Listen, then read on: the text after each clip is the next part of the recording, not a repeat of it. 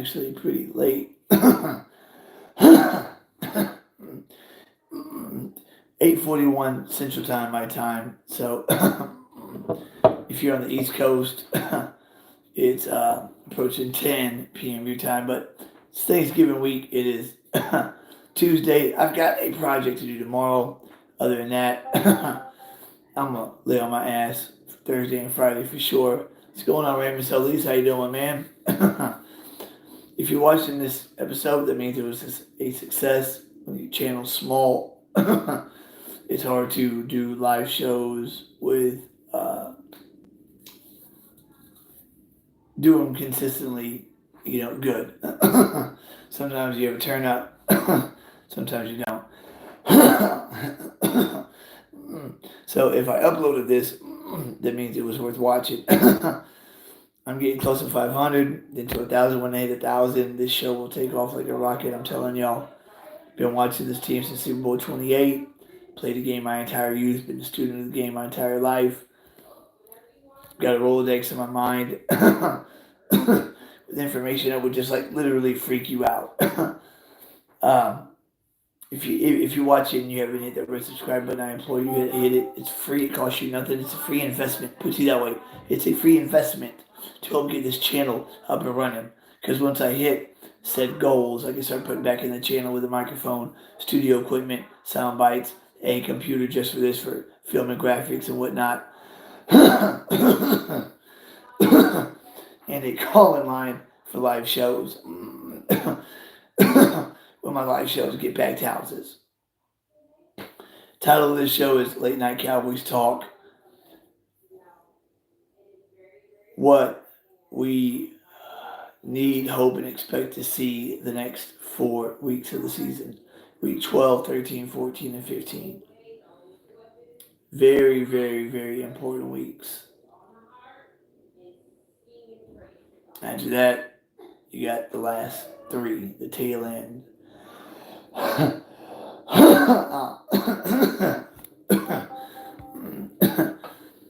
Marquez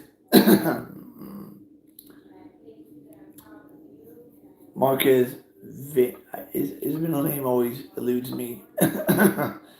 Marcus Scantling drops touchdown that would have given Casey the lead by 3. That doesn't guarantee they would have won the game. Philadelphia, more than capable of at least tying the football game, making it go in overtime, but that compounded with the Travis Kelce fumble and the other 4 drops in the game, over 5 drops, even on the 4th and 25. Last gasp for Kansas City. Mahomes, those are 28-yard dart to Watson, the tight end. Hits him in both hands and his helmet. Hands and helmet. You got 3 objects to hold the ball on, hold the ball. And he drops that one. I mean, Mahomes is from outer space. Who could have made that throw? Aaron Rodgers is the only other guy I know that could make a throw like that in that juncture of the game. And it seems like Philly is, they're getting the W's, they're getting the wins. But last season, so was Minnesota. Minnesota was 13-4, 1 game out of first place the number 1 seed in the conference.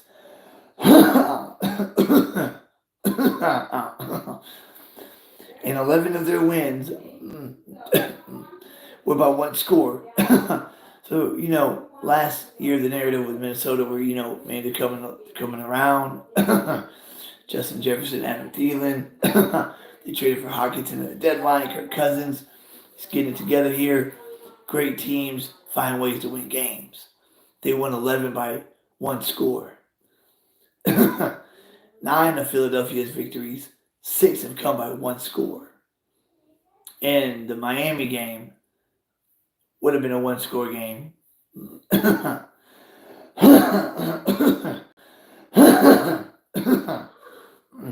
Very easily if Tua, I like to say his last name, Tua Tagovailoa doesn't throw a horrible law pass into the end zone to get intercepted by Darius regular play Slay. Philadelphia is so gettable. Now, we were gunning on Kansas City to knock off Philly. We were figuring they'd beat the Bills, and we were figuring the Niners could come in and handle business.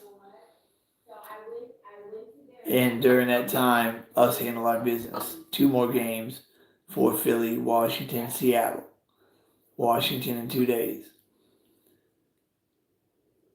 Philly drops 2 of the first 3 coming out of the bye. Then they are 9-3, just like we are.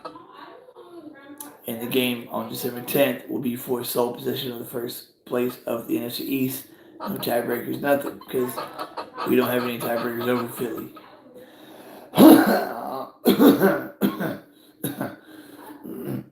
If we defeat them at home and we're both 9-3, then we will split games. Our division record most likely will be 5-1, 5-1, but our conference record is the killer. Arizona, San Fran, Philly are 3 losses, all NFC losses.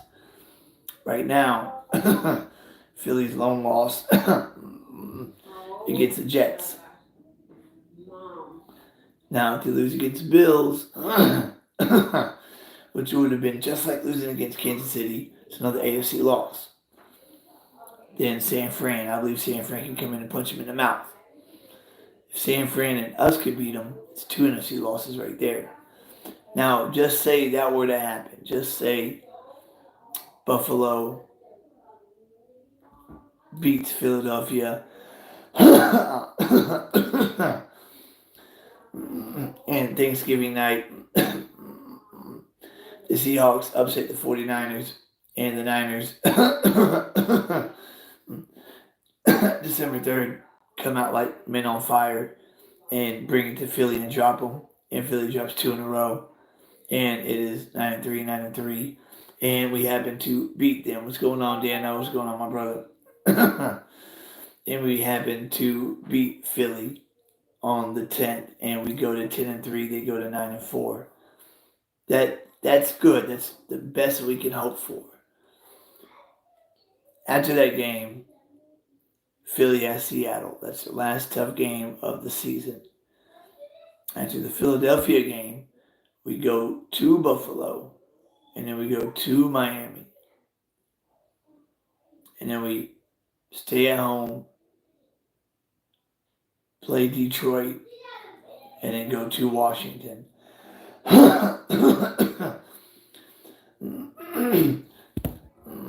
So even if the football gods are in our favor, in Buffalo, being that they released their offensive coordinator, and it seems like it lit a fire under Josh Allen's ass and company, and they go up against that Jets defense that's been playing pretty damn good all season and roll over them. Philadelphia's weakness is their defense. If Buffalo on Sunday, but right now the Bills are 8th in the conference. They are on the outside looking in. If the season were to end right now, they would not be in the playoffs. So wins are necessary. Every game is a playoff game right now for them. They'll be playing with more urgency and throwing caution to the wind more than Philly.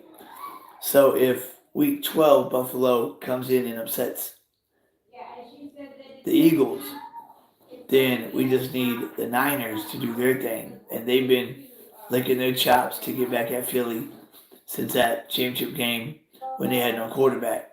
And they knew they were the better team that day. They knew they probably would have won. They were hanging in the game for a good while without a quarterback until whoever was playing quarterback just started giving the ball away. That defense was stifling that offense. And that offense for Philly right now, Jalen Hurts, is not right.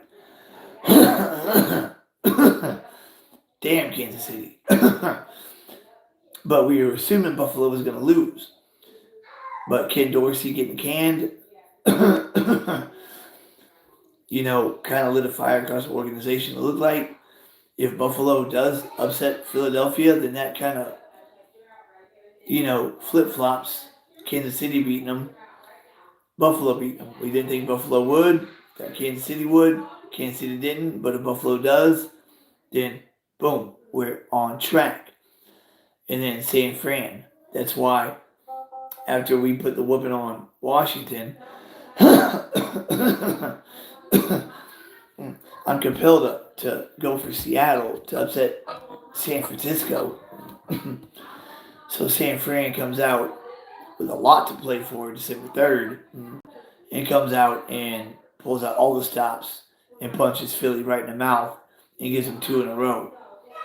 Drops them for the second straight loss, bringing them down to 9-3. I believe that Thursday night at home we will beat Seattle. The only teams that give us trouble or will give us a game in our conference, Philly, San Fran, and possibly Detroit. I don't think Seattle will. We will have to win out most likely to win the division. Yeah, that's what I'm about to get to. Dano says we will most likely have to win out to win the division. Since we have no tiebreakers over Philly, even if we split games, division record's the same. The conference record with 3 games out on the conference record. So if Philly loses to Buffalo and loses to San Fran, which would be wonderful, and we wax Washington and we beat down Geno Smith and company and go to 9-3 and host Philadelphia at our house and give them their 3rd consecutive loss, just like the Niners lost 3 in a row, just like the Rams did in 2021. Good teams can lose 3 in a row. It happens, and we go to 10-3 and they go to 9-4. That's great, right? That'd be awesome. We're 10-3 at the end of week 14, going into week 15. Then we got 15, 16, 17. You got 4 games left. And our 4 games left are at Buffalo, at Miami, home against Detroit, and at Washington. To protect our division lead, if we were to have the lead at that time, we would have to effectively win out and beat all those teams. Finish 14-3 after a 5-3 start, which would be a 9-game winning streak to end the season. After Philly plays us, they play Seattle, which can give them trouble. They can give them a lot of trouble. Which everybody knows their secondary is a weakness, and they've got DK Metcalf, Tyler Lockett, Jackson Smith, and Jigma. They've got physical corners and Witherspoon and Woolen and Gino's playing well. They got Chardonnay. They had the best draft, in my opinion. 2 firsts and 2 seconds, and they hit on all 4 of them.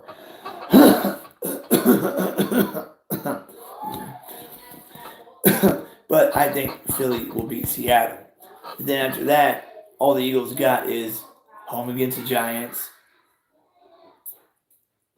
home against Arizona, and then at the Giants. Now, there's a possible miracle that Kyler Murray and Arizona have a good game and upset Philadelphia. That is possible. That would be the only wild card towards the end of the season that could save our ass. But it's a long shot.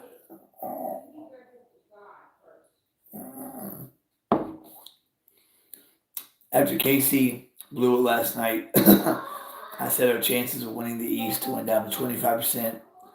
Our chances of being the 5 seed went up to 75%. And I made a mistake last night. To clarify this, if we become the 5 seed, we want San Fran to be the 3 seed, Detroit to be the 2 seed, Philly to be the 1 seed. So when we go to New Orleans, and most likely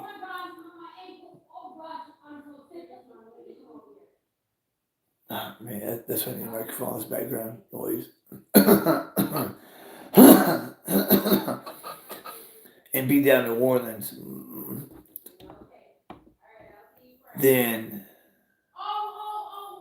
we will go to Philly, and San Fran would go to Detroit, assuming the rest of the division winners win.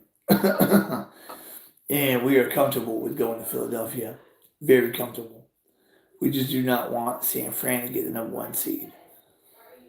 Now, if Seattle or Washington would upset one of the division winners, we'd want them to upset San Francisco, of course.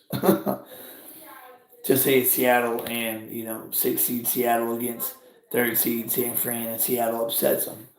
That would be perfect scenario, because we most likely beat New Orleans, and then we get to go to Detroit while Seattle goes to Philly. And I'm confident we're going to beat them at home, and we can beat them at their house too. Confident in that. And that's our road to the NFC Championship game. A lot of different avenues. As long as we steer clear of San Fran, I think San Fran has our kryptonite. Just like in 95.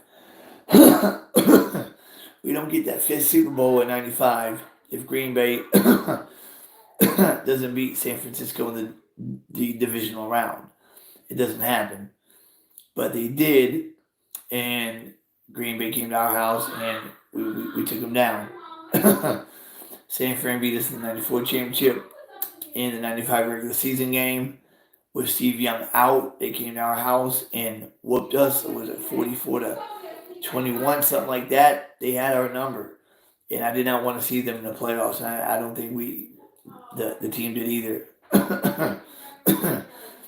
So even if we're on the road and we're the 5 seed, as long as somebody takes care of San Francisco, I believe we've got as good a shot as anybody to make it to the 3rd round or represent our conference in the Super Bowl.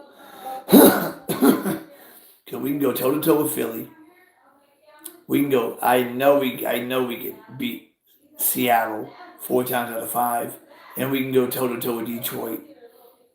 I'm 100% confident of that. Just San Francisco has that bad mismatch with us. We don't match up well against that particular roster, that particular team, that particular scheme. Philadelphia, on the other hand, we do. That game goes down to the wire. We outplayed Philly in Philly. We outgained them by over 100 yards. We gave them the game they were trying to give to us. We gave it back to them. That's how sloppy and ugly that game was. And the mistakes that were made, Brandon Aubrey, illegal procedure after a score, gave Philadelphia the ball at the 40. And then after another score, Rashaan Evans, face masks, gives the ball to Philadelphia at the 40. So they had 2 short fields they cashed in on. Every week, DeRon Bland is getting better. Right now, DeRon Bland is our cornerback number 1 over Stephon Gilmore. Even if Trayvon Diggs were to come back right now 100% healthy, 100, like the tear never happened. Just say he had a severely sprained knee in practice week 2. And he just came back 100% fully healthy right now. I think DeRon Bland will still be our number 1 corner. This kid is something special, and he's a day 3 pick. That's why he's not getting the credibility that he deserves. We didn't outplay Philly. They made plays when they had to. We didn't. I don't sugarcoat.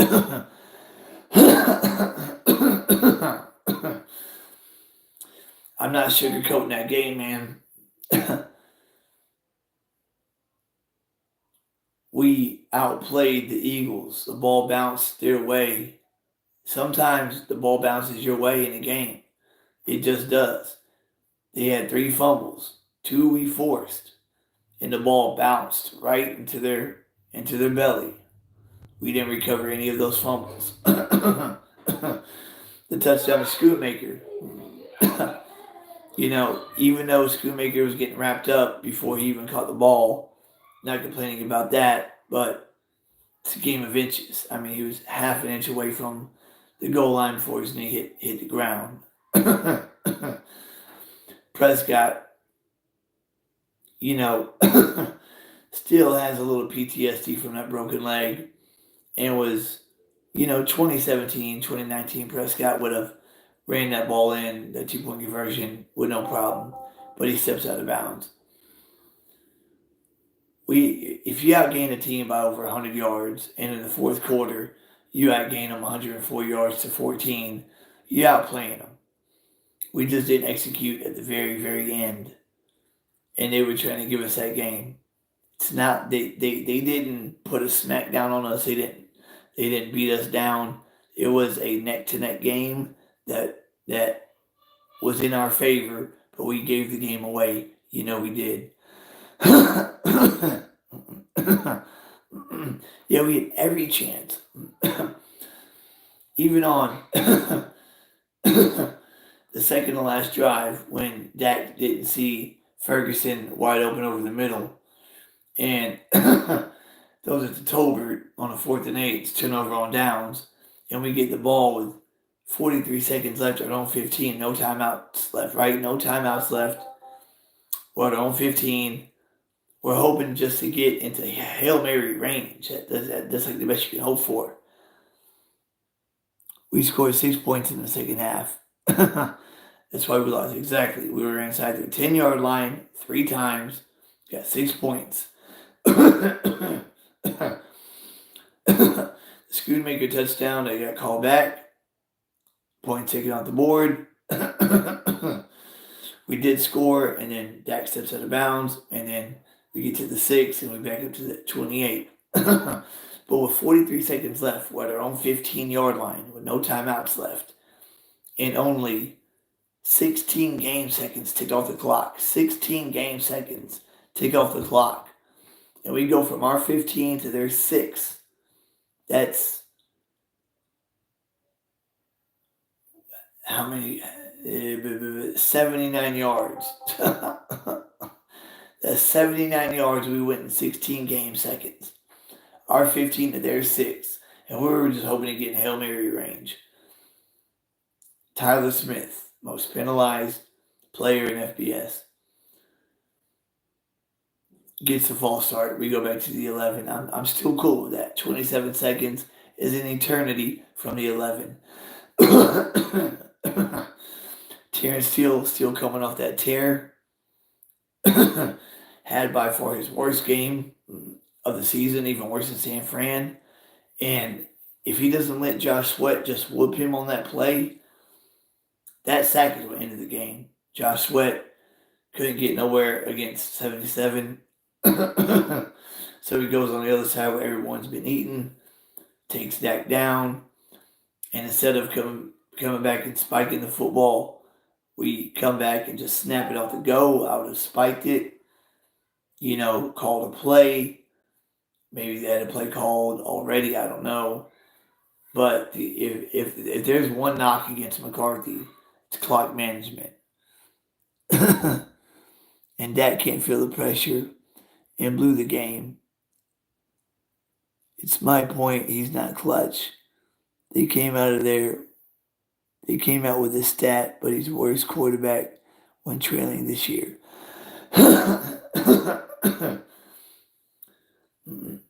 Prescott outplayed Jalen Hurts in that Eagles game. He played great. It's not his fault that, like a lot of people were on the Schoonmaker touchdown catch. That wasn't a touchdown. A lot of people were saying Brandon Cooks was wide open in the end zone. He was wide open. And even Brian Baldinger had a little segment on that. Law Nation came out with his own all 22 and put what Brian Baldinger said to rest. Because if you actually watch the replay on 7 different angles, Prescott had no shot at getting the ball to Cooks. Because by the time Cooks broke and got open, Prescott was already wrapped up by Josh Sweat. And even if... No, not by Josh Sweat, by the free blitzer. And even if Dak tried to anticipate the throw to Cooks. That free blitzer was in the throwing lane, right in the throwing lane, right there. So chances are the ball gets tipped. Chances are the ball doesn't make it to Cooks. The play was designed to go to Schoonmaker. If Ferguson would have picked his man like Land picked his man like he's supposed to, made number 3 wide open. If Ferguson would have picked this guy like he's supposed to, Schoonmaker would have been a walking touchdown. That was just not executing, as tight ends. So much I want to say he did, but situationally he didn't. And I don't know, that's kind of hard to say, dude. I mean, you're at your own 15, you get to the 6. You get your team to the 6-yard line, you get a false start, that's not on you. Then the very next play, in less than 2 seconds, Josh Sweat has you on the ground. You can't throw the ball away. They kept saying he should have thrown the ball away. He had no time to throw the ball away, and if he'd have thrown the ball away, it'd have been inside the pocket, intentional grounding anyway. So the 6-yard line, he has a false start. He gets sacked. He hurries up to the line of scrimmage, throws the ball into the end zone. You get the play in late, delay game. And then the play call at the end is not throw the ball in the end zone, but throw it to CeeDee Lamb at the 5, which I will never understand why we don't throw to the sticks or past the sticks or in the end zone. On a 3rd and 10, we'll throw a 7-yard route. Throw it into the end zone, let it be a jump ball. Hurts came back into the second half. He was hurting, came from behind. We do nothing on offense. Yeah, Hurts came, he was down 3 points. Yeah, he came back out in the second half. One of his drives, started from the 40. No, both of them did. No, only one because they scored 2 touchdowns in the 3rd quarter. One of his drives started from the 40. He cashed in with that nice throw to Devontae Smith and whatnot. But, Prescott played his ass off in that game. If our defense, for all-world defense, would have stepped up and prevented a scoring drive or recovered one of the 3 fumbles, it's a whole different story there. But mark my words, man, I'm willing to bet you $5,000 that whenever Philadelphia comes back into our stadium, that we beat them down. And when I say down, at least by 7 points or more. And they'll be playing for something too at that time. They'll be playing. It's like on Speak for Yourself. No, it's on Undisputed. Keyshawn Johnson when talking about last year's Christmas Eve game. He's saying the Eagles weren't playing for nothing. They already had it clinched. Jalen Hurts was a healthy scratch. No, Jalen Hurts is out with a sprained shoulder. They didn't clinch anything at that point in time. They didn't clinch the number 1 seed. Hurts could not play. If he could have, he would have, because they would have clinched with that win. In the following week, they lost again, which made Week 18 all or nothing.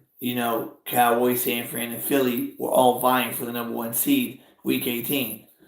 I don't know where Keyshawn Johnson gets his info sometimes, but that Christmas Eve game, nothing was clinched. Jalen Hurts is not a healthy scratch, not by any stretch of the imagination. And the reason why Hurts is getting banged up with a sprained shoulder last season, a hurt knee this year, is because he wants to run the ball a lot. And that's going to catch up to him like I said it would.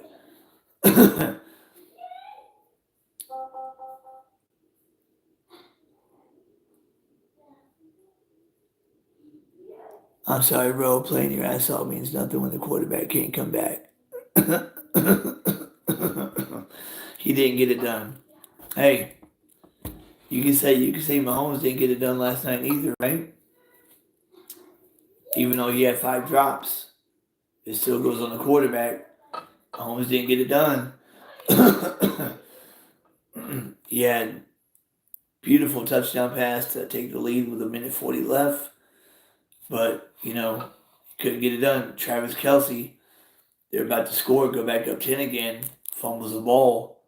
Ridiculous. I mean, in Pee Wee football, they teach us to hold the football. Just like last night. Just like I said, in Pee Wee football, they teach us to hold the ball like this when you're in traffic. But nobody does it in the NFL because they want to look cool, I guess. I don't know. But I guess Jalen Hurts was a better quarterback last night. Mahomes couldn't get it done. I mean, if that's the case, that's the case of last night too.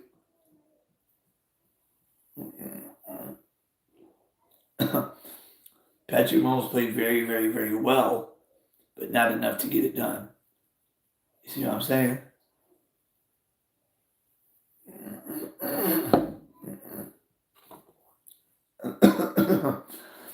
And Mahomes didn't take a sack. No, he had one sack on the first drive by Hassan Reddick. Other than that, he barely got touched. Dak Prescott was under pressure from the right side all game at Philly. I mean, Terrence Steele was having a what was that? What was that? Chaz Green type night. Hassan Reddick, Brandon Graham, Josh Sweat. A lot of guys got past him to Dak real quick. You know what I mean? If Terrence Steele holds up his part, he probably gets it done. Mahomes has been 3 Super Bowls, 1, 2, and been in 6 straight conference championships. He gets past 18, 19, 20, 22. It's been a 5 straight. 5.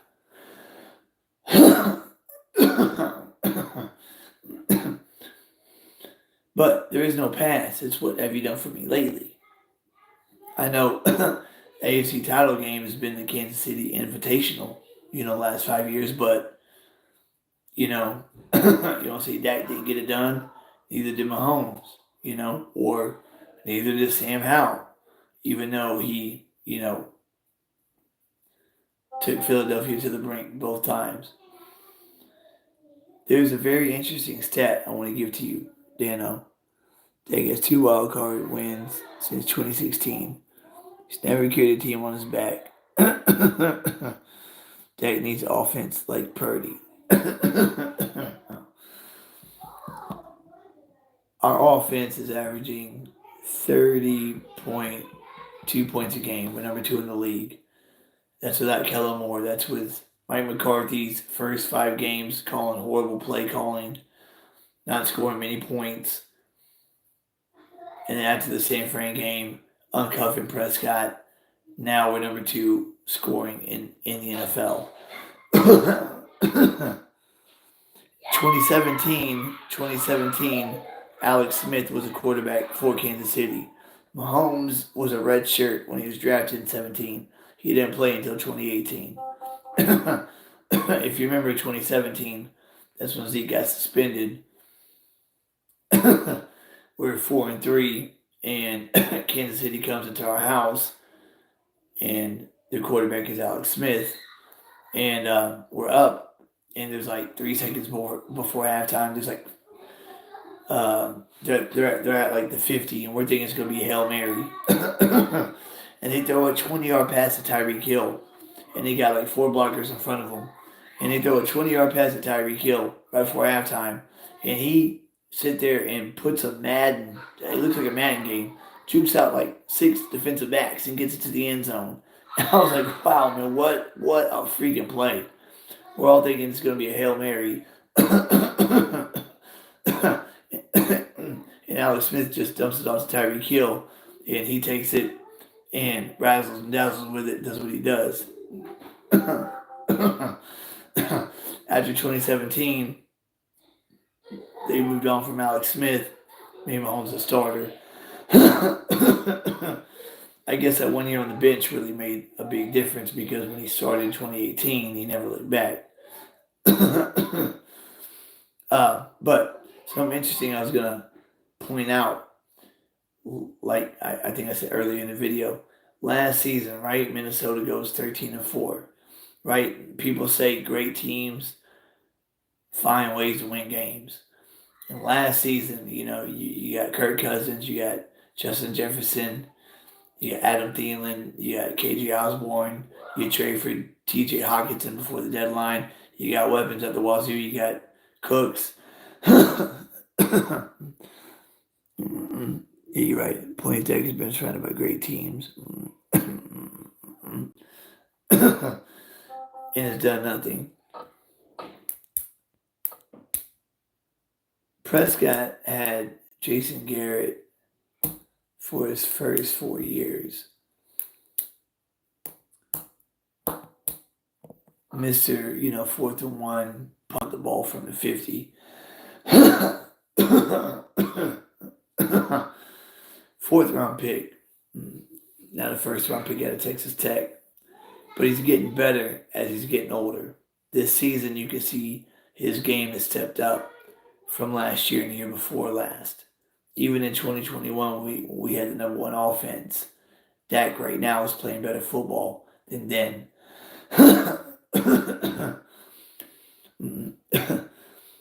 But what I was going to get to is Minnesota last year won 11 games by 1 score, right? 11 games by 1 score. They say great teams find ways to win. And they were 1 and done against the Giants in the postseason. Philadelphia this season does not look like they did last year. Last year, Philadelphia was steamrolling teams. They were steamrolling teams. It was blowout after blowout. I mean, it was no contest. This season, they're just barely squeaking by, barely getting by. The ball is bouncing their way a lot of the times. 6 out of the 9 wins are by 1 score. So if they finish the season 14-3, I won't be surprised if 11 of those wins are by 1 score. That being said, when January comes and it's teams foaming at the mouth, I wouldn't be surprised if Philly's 1 and done in the postseason. Just because of the way they've been playing. Every other team, top team in the NFL, you want to go to Baltimore, you want to go to Kansas City, in the AFC, who else is, really balling out right now? Shit, the Texans are coming up right now.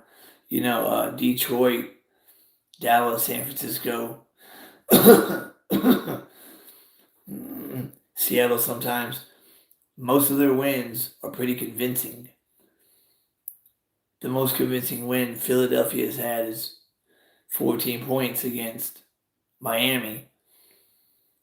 And other than that's their biggest win. They're barely getting by these games. They're finding ways to win, yes, but they're very vulnerable at the same time. Nobody's really scared of Philly. They're getting a target on their back. And even if they get the 1 seed, I would not be surprised if the Eagles are 1 and done in the 2nd round. Just like Minnesota was 1 and done last season. Our best win this year. The 4 blowouts equal. We've only played 2 winning teams so far. We played 2 teams with a winning record. One was a flop against San Fran, and one was a game down to the last second against Philly. We've only played 2 teams with a winning record. Now we got one coming up against Seattle, who at worst will be 6-5. But they'll still be a winning record. And then we got Philly again after that, and then Buffalo, then Miami, and then Detroit. So that's 5 winning teams in a row.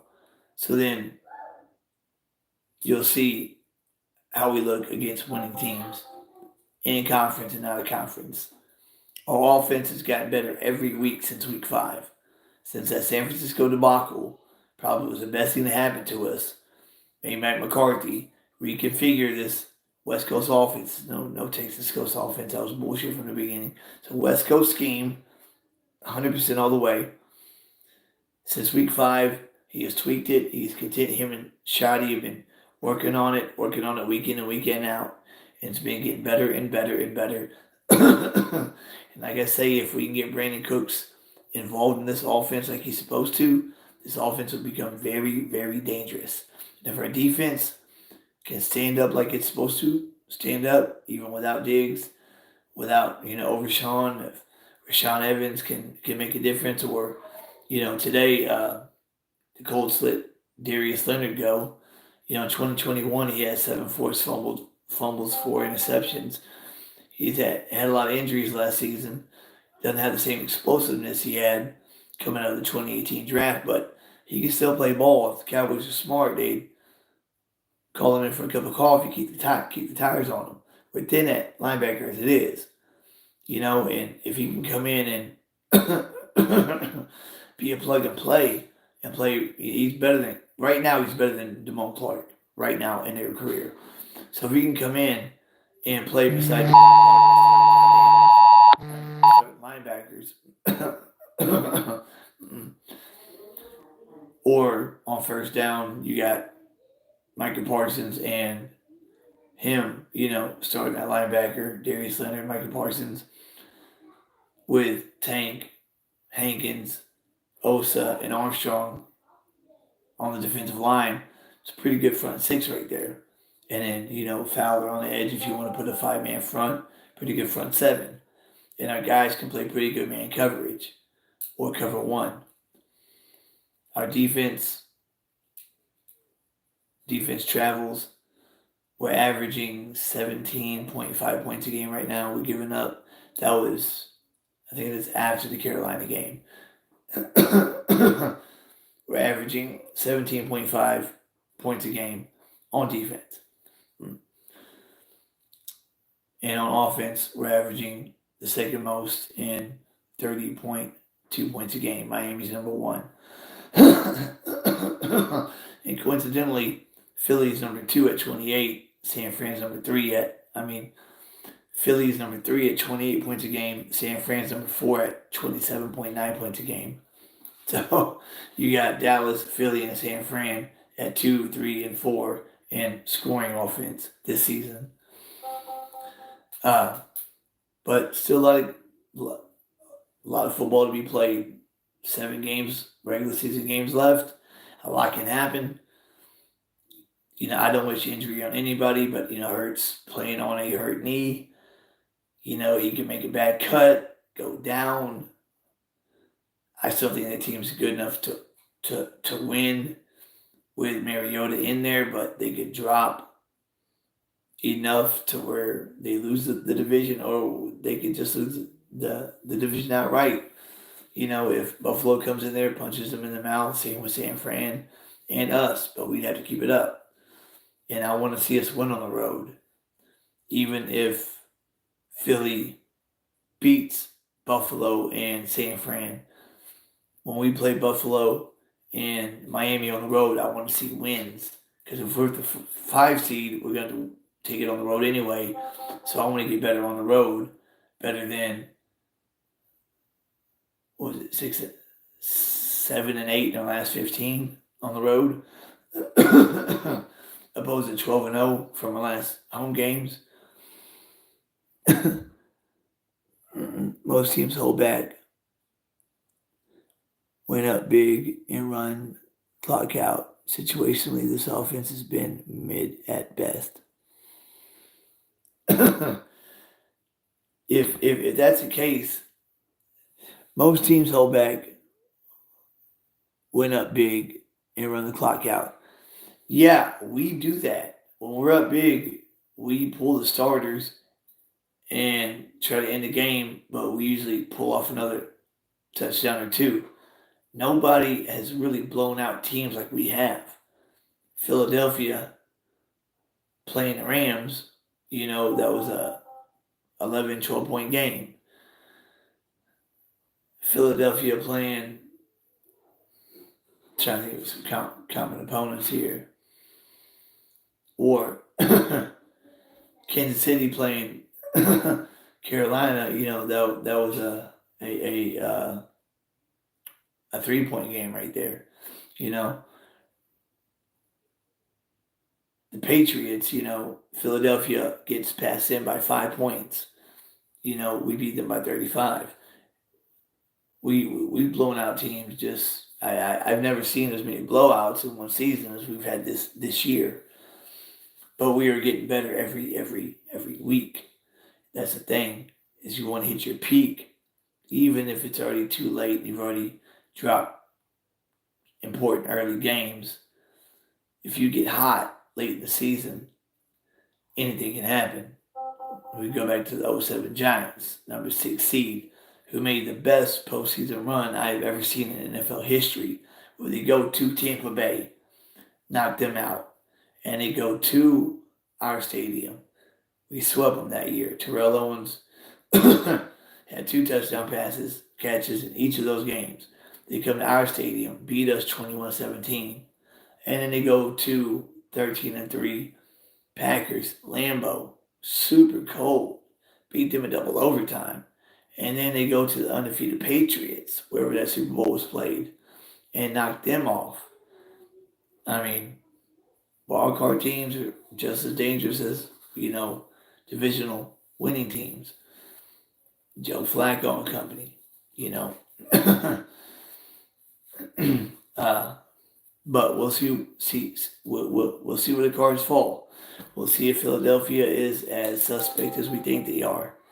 Because Buffalo right now is fighting and clawing to get into that wild card spot. And after that, they're going to be fighting and clawing to get, above Miami in the East. So they're going to unleash hell in Philadelphia on Sunday. And so will San Fran right after that. So it ain't over yet. That's for damn sure. We have way too many holes on this team and need leadership. But don't the Eagles have a ton of holes too? I mean, like I said, last season Minnesota won 11 games by one score. By one score. Philadelphia is looking like Minnesota of last year. They don't look too much different as far as how they win the football games. Philadelphia has many holes also. Kansas City opened up one of them last night by running for 161 yards on a defense that didn't allow the run, apparently. But Andy Reid saw something that nobody else did, and it's a copycat league. Everybody's going to be trying to do what Kansas City did on the ground against that defensive front. And the Chiefs' offensive line, they're not world beaters. They got Creed Humphrey, a great center. Jawan Taylor, pretty good tackle. Other than that, they don't have a great offensive line. And every team has holes. Kansas City has holes. I mean, they have no receivers. You know what I mean? Every team has holes. Not just speaking about the Eagles. This offense doesn't step up when we need them.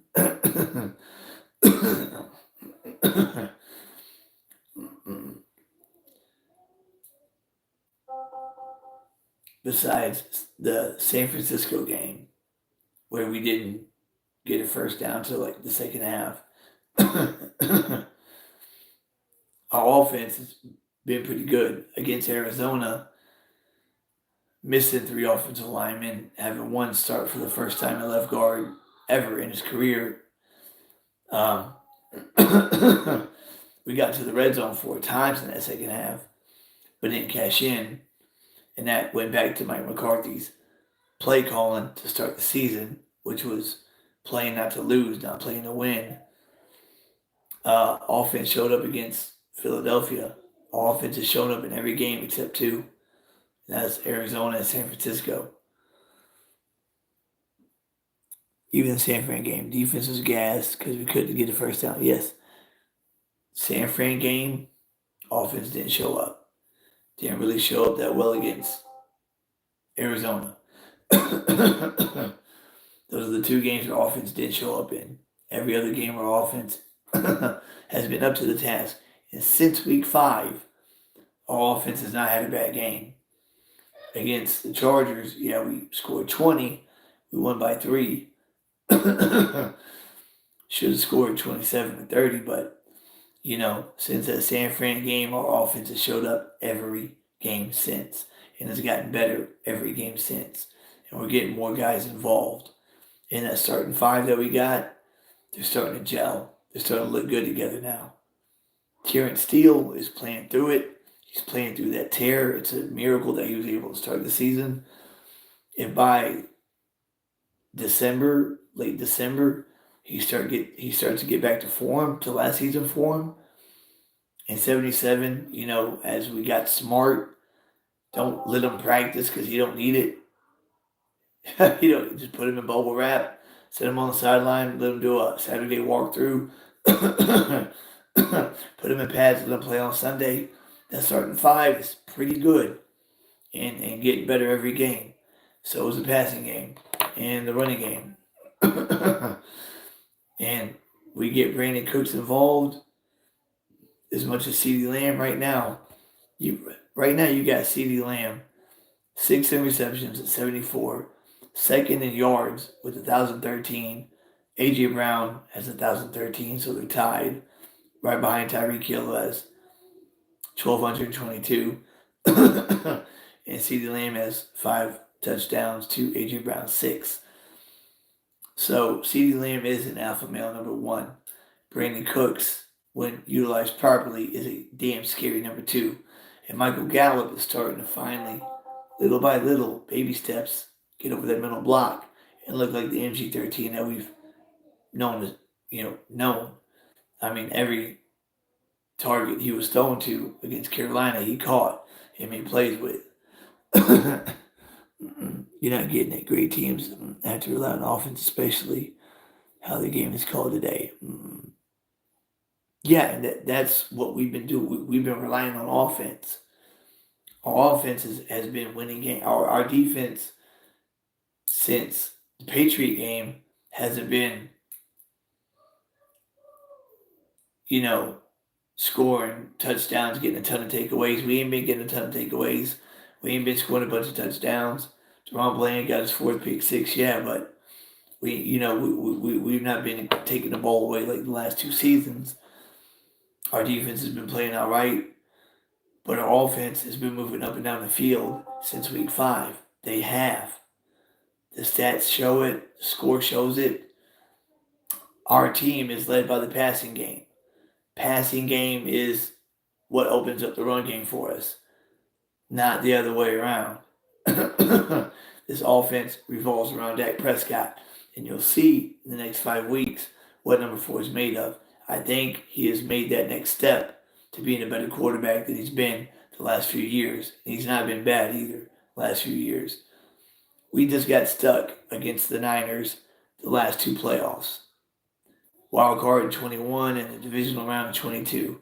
If we didn't draw the Niners in the playoffs the last 2 seasons, it's a good shot we'd have made it to the championship game.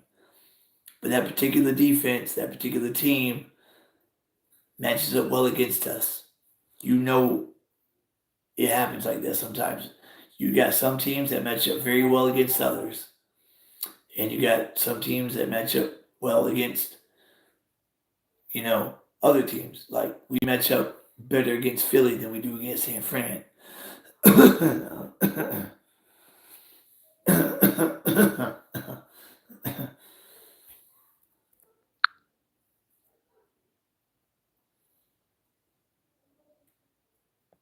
Yeah, make you a moderator.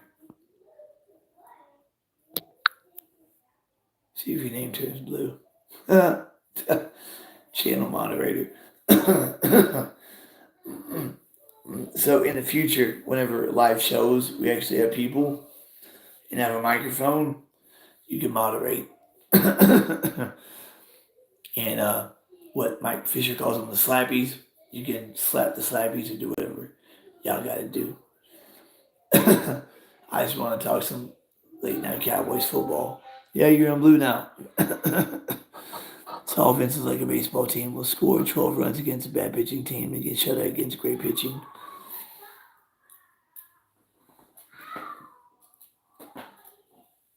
In 2021 and last season, that was more true, yeah. This season, I don't see that as being that accurate. That's just me, though. That's just me. Like I said, since week 5, they've changed the offense. Every game since then, the offense has been very good. I mean, if Dak would have had 300, 350 passing yards against Carolina, he would have been tied with Steve Young, who had 5 of those, but he had 4 in a row. So he was, there's only 4 of the quarterbacks that did that. CeeDee Lamb, the only receiver in NFL history to have 10 plus catches, 150 plus yards.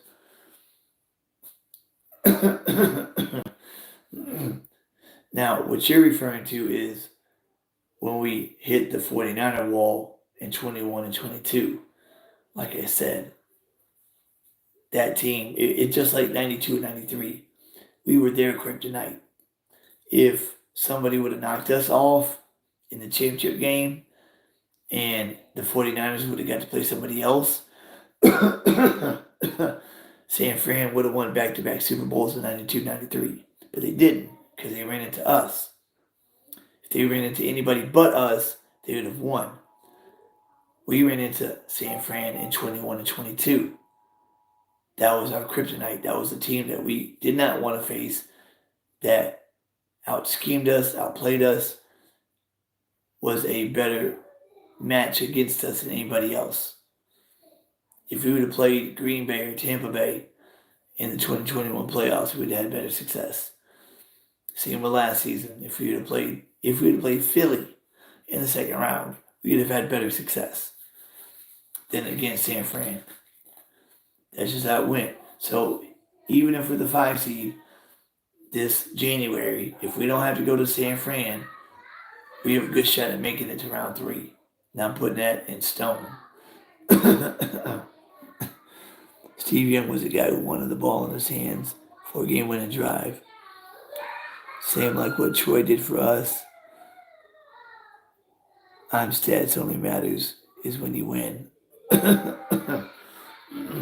Troy Aikman didn't care if he had the ball in his hands at the end of the game or not. He didn't care if he threw for 17 attempts, 13 completions, 110 yards, no touchdowns. As long as they won, because he had the Great Wall of Dallas and Emmitt Smith. And there's that big argument that says that Emmitt made Troy or Troy made Emmitt. Who knows? We'll never know. Maybe they made each other. You know what I mean?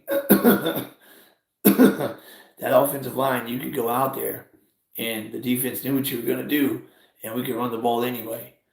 You go out there and you say, Tony Casillas, take out your guy. Larry Allen, take out your guy. Kevin Gogan or Mark Stepnoski, take out your guy. Eric Williams, take out your guy. And whoever played right guard, I can't think of right guard right now, but Nate Newton, go take out your guy. Yeah, that wasn't no problem at all. Dak Prescott's the same type of quarterback. He wants the ball in his hands at the end of the game, and he has plenty of game-winning drives. Fourth quarter, overtime, whatever. It's not like he doesn't. I saw this stat line the other day. Shit, man. Forgot what it said. But I know it's about winning. But I go back to Peyton Manning. After Manning's 8th season in 2005, when they were 15-1, and they got bounced in the first round by Pittsburgh, the narrative was Peyton Manning in the regular season, he is amazing, but in January he can't get it done. He's a flop in the playoffs. He's a flop. He has 3 playoff wins in 8 seasons. Peyton Manning had 3 playoff wins in his first 8 seasons, right? Dak has 2, and he's in his 8th season right now. So sometimes it takes a quarterback his 9th, 10th year to really get how January works. It doesn't work the same for every quarterback. Tom Brady's first time on the carousel, he went all the way. but he had the defense and the team around him to do that. All he had to do was game manage. Troy was a born leader. I don't see that in Dak. Taking that sack against the Eagles says it all. He had no choice but to take that sack, dude. You think he had a chance to throw the ball away? Josh Sweat was on him in under 1.5 seconds. That's how quick Josh Sweat was on him. And if he'd have thrown the ball away, he was inside the pocket. It would have been intentional grounding. He had no choice. When was the last game-winning drive Dak has had against the Chargers this year? Those game-winning drives was because of Zeke and the O-line. Zeke doesn't play for us this year. And the offensive line wasn't that hot in week 6. His last game-winning drive was against the Chargers this season.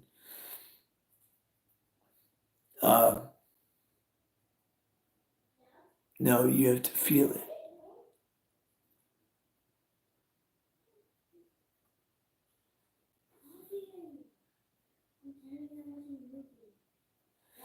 You have to feel it.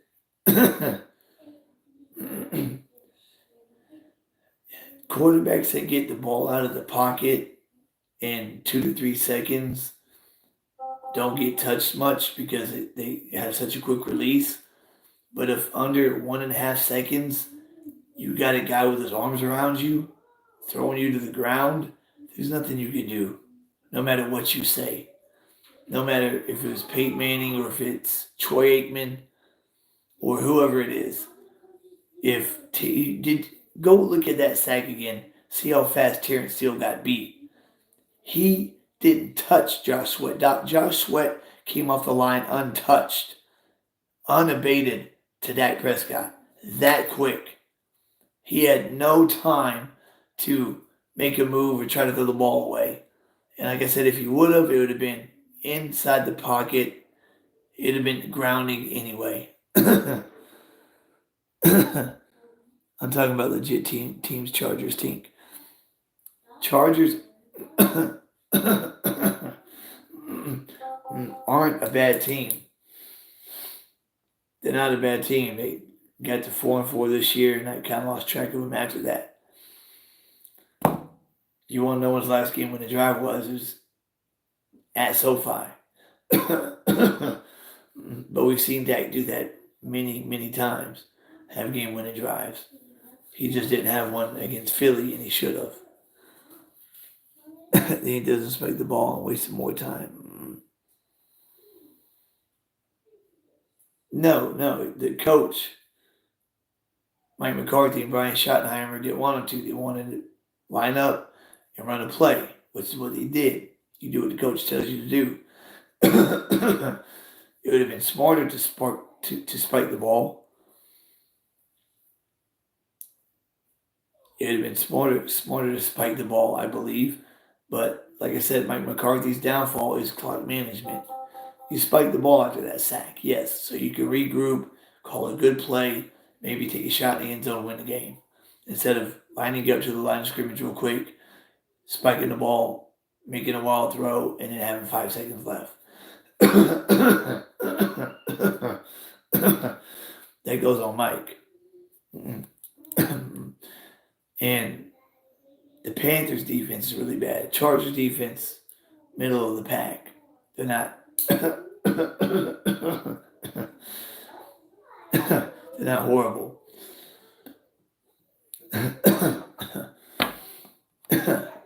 I just don't think Herbert is the real deal. Justin Herbert, man, he looks promising coming out the gate, but I don't think he's a real deal. What time is it?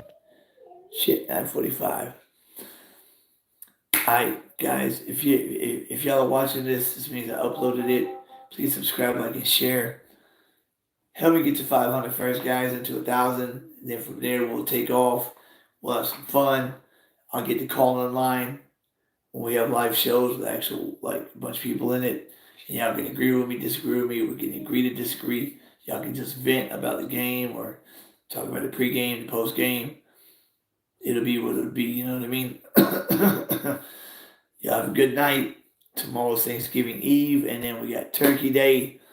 Enjoy that, and then just lay around Thursday, lay around Friday, and then there's football Friday too, and then Saturday lay around, and then Sunday lay around and watch more football. Catch you later, Dano. Keep God first and foremost. He comes before everything, even this. Seek Him and His righteousness, and all these other things will be added unto you. I am a living testimony of that. All right, guys, I'll catch you on the flip side. Charles and George is out.